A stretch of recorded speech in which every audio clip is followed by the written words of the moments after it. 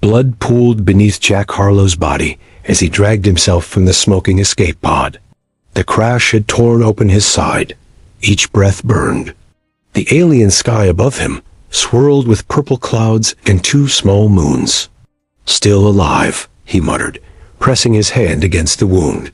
For now, the pod's metal shell had split open on impact, scattering pieces of alien technology across the dirt. Jack recognized Vexari components mixed with human parts. The raiders had been upgrading their ships with stolen Earth tech. Jack pulled himself to a sitting position against a twisted piece of hull. Pain shot through his leg, probably broken. He checked his emergency beacon. Dead. Of course it was dead. 3 days ago, he'd been Commander Jack Harlow, Special Forces, decorated veteran of the Mars campaign. Then he found the files. Weapon schematics flowing from Earth Command directly to Vexari hands. When he confronted General Weiss, security was waiting. They called him traitor. They didn't even give him a trial. "Prison transport for the rest of your life, Harlow," Weiss had said, his face cold. "Be grateful we're not executing you." Jack spat blood onto the alien soil. The transport ship had been halfway to Neptune when the Vexari attacked. Ironic. The very aliens his superiors were selling weapons. 2-0 had blown the ship apart. In the chaos, Jack had fought his way to an escape pod. A Vexari fighter had tracked him, damaged his pod, and sent him spiraling toward this unknown planet. Night was falling fast. The temperature dropped. Jack tore fabric from his uniform to bind his wound. He needed shelter, water, a weapon, anything. A sound came from the nearby forest. Jack froze. The trees here were wrong too tall, with bark that seemed to pulse. Something moved between them. Jack reached for a jagged piece of metal. His only weapon now. "Come on then," he whispered. "I'm not dying without a fight." The creatures that emerged weren't Vexari. They walked on 2 legs, but were smaller than humans. Their skin glowed with faint blue patterns. They carried no visible weapons, but moved with purpose, surrounding the crash site. Jack's vision blurred. Blood loss. He was fading. One creature approached, studying him with large, intelligent eyes. It made a series of clicking sounds to the others. "If you're going to kill me," Jack said, "get it over with." The creature tilted its head. Then it reached out and touched Jack's wound. A warm sensation spread through his body. The pain dulled. More creatures appeared from the forest. They lifted Jack onto a stretcher made of woven material. He was too weak to resist. As they carried him into the forest, Jack saw the trees opening before them, revealing a hidden path downward. The last thing he remembered was the feeling of descending deep into the planet. Jack woke to bright lights and the hum of machinery. He lay on a medical table in an underground facility. The walls were a mix of stone and advanced technology unlike anything he'd seen on Earth. A figure stepped forward. Human. A man with dark skin and eyes that reflected the same faint blue glow as the forest creatures. "He's awake," the man called to others in the room. Jack tried to sit up. His wound had been treated. His legs set. "Where am I?" Jack demanded. "Who are you people?" A woman approached. She wore what looked like a military uniform, but not from any Earth nation Jack recognized. "I'm Nora Vance," she said, studying him carefully. "The better question is, who are you?" No human ships have found this world in over 200 years. Jack stared at her, then at the others gathering around. They looked human, but something was different about them. Their movements. Their eyes. Nora leaned closer, her expression hardening. "You shouldn't be alive, soldier. The question is, should we keep you that way?" Jack sat up despite the pain. "I'm Jack Harlow, Special Forces, Earth Command." He looked around the room. "What is this place?" Nora crossed her arms. "We call it Haven, a human colony established 247 years ago. We've stayed hidden from both Earth and the aliens." "That's impossible," Jack said. "Earth has mapped this entire sector. A man with gray hair stepped forward. Not impossible when you have technology to mask an entire planet. He extended his hand. Dr. Ben Lawson? I designed our shield system. Jack ignored the hand. Why hide from Earth?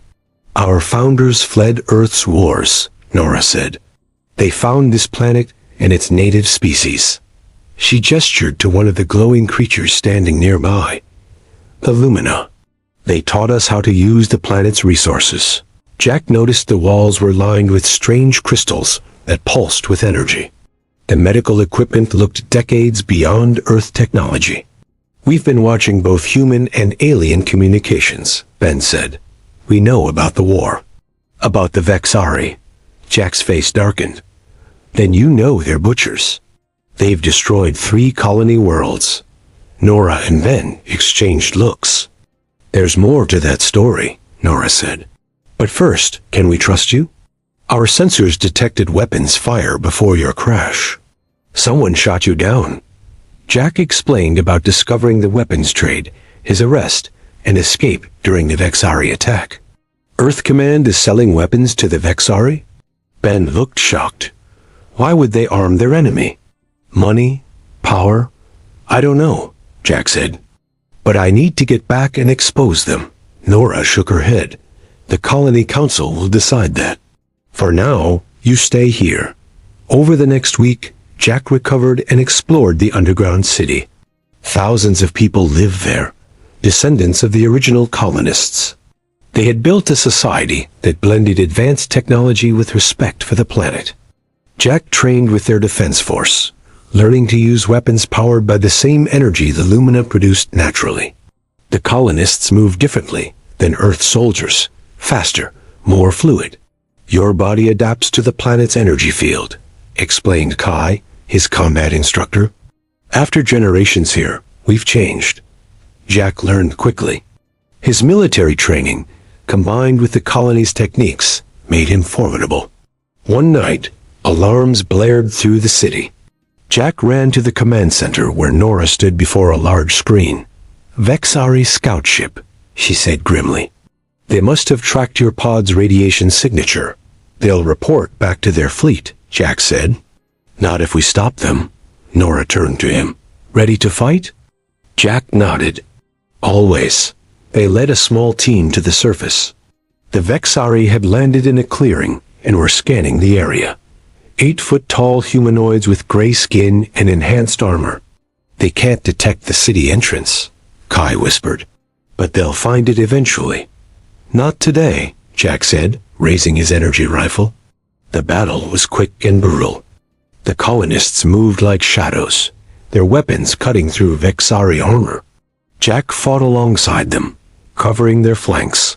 A Vexari soldier charged him. Jack fired, hitting it in the chest. The alien crashed to the ground at his feet. As the last enemy fell, Jack noticed the wounded Vexari still breathing. He approached cautiously. The alien looked up at him, black blood seeping from its wounds. It reached out suddenly, grabbing Jack's ankle with surprising strength. You think we're the monsters? It rasped in broken English. Your people created us. The Vexari's grip loosened as it died. Jack stood frozen, staring at the alien's face. For a moment, in its features, he had seen something disturbingly familiar.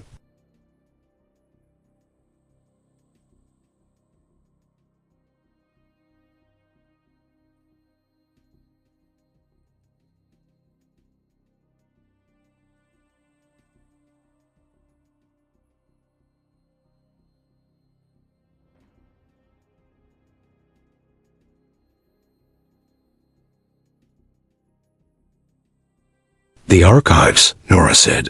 It's time you learned the truth.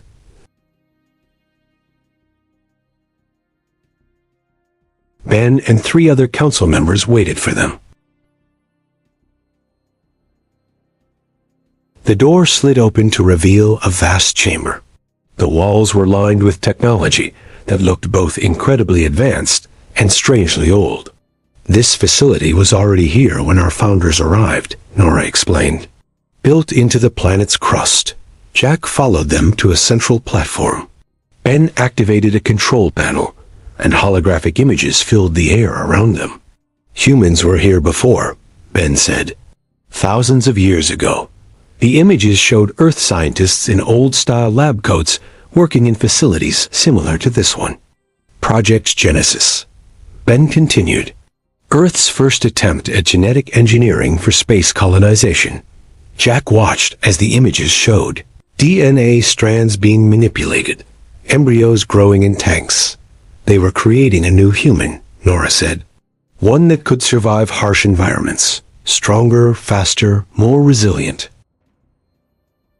The images changed to show humanoid figures with gray skin and enhanced musculature.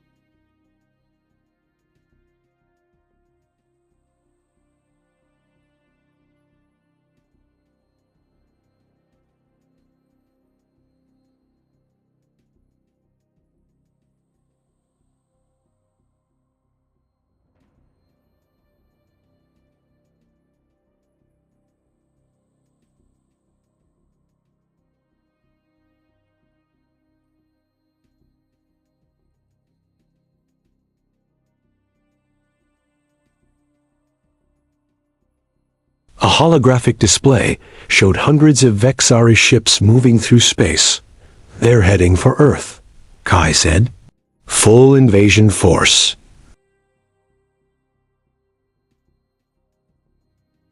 How long until they reach Earth? Jack asked. 3 days, Ben replied. No warning message could reach Earth in time. Jack stared at the display, watching the red dots representing Vexari ships. Millions would die, his people. Despite their betrayal, they were still his people. You have faster ships, don't you? Jack asked. Technology Earth doesn't have? Nora hesitated. Yes, but we've stayed hidden for a reason. And weapons? Jack pressed. Better than anything Earth has? The Council would never approve, Ben started. Earth will fall.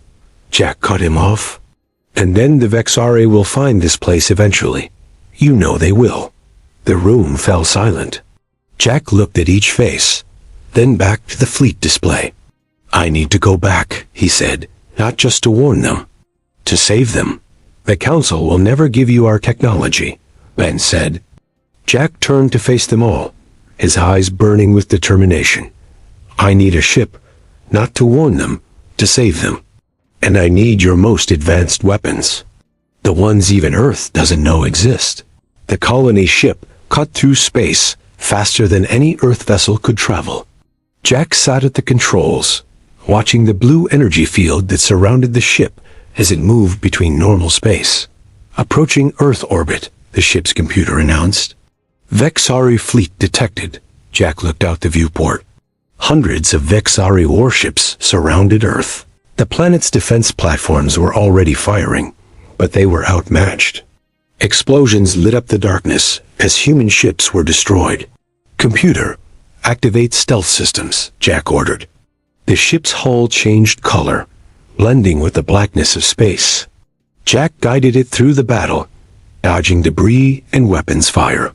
The colony's technology was centuries beyond Earth's capabilities. The Vexari sensors couldn't detect him. Jack aimed for the main Earth defense station. As he approached, a transmission came through. Unidentified vessel, you are entering restricted space. Identify yourself or be fired upon. Jack took a deep breath. This is Commander Jack Harlow, returning from exile. Silence. Then, Harlow? You're listed as dead. And a traitor. I have critical information about the Vexari attack. And technology that can stop them. Stand by for boarding, the voice replied. Jack knew better. He checked the weapons systems Nora had installed. The moment he docked, they would arrest him. The defense station loomed ahead. Jack activated the ship's special systems. A pulse of energy shot out, temporarily disabling the station's internal communications. He docked at an emergency airlock and grabbed the weapons case. Alarms blared as Jack forced the airlock open. 2 guards waited inside. They raised their weapons. "Hands up, traitor!" Jack fired the colony's stun weapon. Both guards dropped instantly. He dragged them into a storage room. "Sorry about this," he muttered, taking one guard's uniform and ID badge. Jack moved through the station, avoiding security teams. The station shook as Vexari weapons hit the shields. He needed to find someone who would listen. In a side corridor, Jack spotted a familiar face. Alan Reeves, his former teammate. Alan was talking urgently with a group of officers. Jack waited until Alan was alone, then stepped out. "Alan." Alan spun around, drawing his weapon. "Jack, they said you were dead." "Not yet," Jack said, raising his hands. "I need your help. You were selling secrets to the Vexari. That's what they told you." "It was the generals, Alan. They've been trading with the Vexari for years." Alan kept his gun aimed at Jack's chest. "Why would I believe you?" "Because I know why the Vexari hate us. I know what Earth did to them." The station shook again, harder this time. Lights flickered. "We don't have time," Jack said. "I have weapons that can stop them." Technology from a hidden human colony. Alan's eyes narrowed. "What colony?" "One that's been hiding from both Earth and the Vexari for centuries. They know the truth." Another explosion rocked the station. Alan lowered his weapon slightly. "What truth?" "The Vexari were created by humans. A genetic experiment abandoned thousands of years ago." Alan stared at him. "That's impossible. It's why Earth Command has been selling them weapons, guilt, or fear of the truth getting out." The station's commander's voice came over the speakers. "All personnel to battle stations." Vexari boarding parties detected. Alan made his decision. "I have a resistance group. Officers who suspect something's wrong with command. If you're lying, I'll kill you myself." "Fair enough," Jack said. They moved through the station to a secure communications room. Alan's people were waiting 20 officers who had questioned orders. Jack connected the colony's data drive to the station's systems. "We need to broadcast this to everyone, humans and Vexari." As they worked, the station shook violently. The lights went out, replaced by emergency red lighting. "They've breached the main hangar," someone reported. "Keep working," Jack ordered. "This is our only chance." The door to the communications room exploded inward. Jack and Alan fired at the Vexari soldiers, pouring through. The colony weapons cut through their armor easily. "Broadcast initiating," the computer announced. On screens throughout the station, throughout Earth's fleet, and on the Vexari ships, the truth began to play ancient records of human scientists creating the Vexari. A massive explosion tore through the station. Jack was thrown against a wall. When he looked up, he saw a tall figure entering the room. The Vexari Supreme Commander, in ornate battle armor. The commander removed his helmet, revealing his face. Jack froze. The face was different gray skin, enhanced features, but the structure, the eyes, they were his own. Jack stared at the Vexari commander's face. It was like looking in a distorted mirror. "Impossible," Jack whispered. The commander stepped closer. "Not impossible. Inevitable. Your DNA was the template for our latest generation. Taken when you were captured briefly during the Mars campaign." Around them, the battle paused. Both humans and Vexari soldiers watched the confrontation. "We are what you made us," the commander said. "Weapons, tools, abandoned." Jack stood up slowly, wincing from his injuries. "I didn't know." "None of us knew. Your leaders knew," the commander snarled. "They've always known." The station shook again. Alarms blared. "Station core destabilizing," the computer announced. 30 minutes to critical failure. Jack realized what was happening. The generals. They're triggering the station's self-destruct. Alan checked a nearby console. It's worse. They're activating Project Omega. What's Project Omega? Jack demanded. A doomsday weapon, Alan said. Designed to destroy the Vexari homeworld. But at this range, it will kill everyone humans and Vexari. The commander's eyes widened. Your own people would sacrifice you? They're trying to hide the truth, Jack said. We need to stop them. A voice came through Jack's communicator Nora from the colony ship. Jack, we've been monitoring. We're sending reinforcements. There's no time, Jack replied. But I need you to broadcast something to all Vexari ships. Jack turned to the commander. Your people are dying. Genetic instability. That's why you've been attacking human worlds, looking for a cure. The commander's face showed surprise. How do you know this? The colony I found, they've studied your biology for centuries. They've developed a cure. Hope and suspicion battled on the commander's face. Why would they help us? Because they believe all humans, even those we created, deserve to live. The station rocked with another explosion. Time was running out. We need to get to the core, Alan said. It's the only way to stop Project Omega. The commander made a decision. My soldiers will help you. They fought their way through the station humans and Vexari together. General Weiss and his loyal officers tried to stop them, but the combined force was too strong. They reached the core chamber.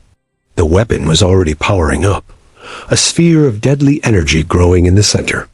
We can't shut it down, Alan said after checking the controls. They've locked us out. Jack looked at the energy sphere. Then we have to contain the blast. The colony ship's shield technology, the commander said, understanding Jack's plan. Jack nodded.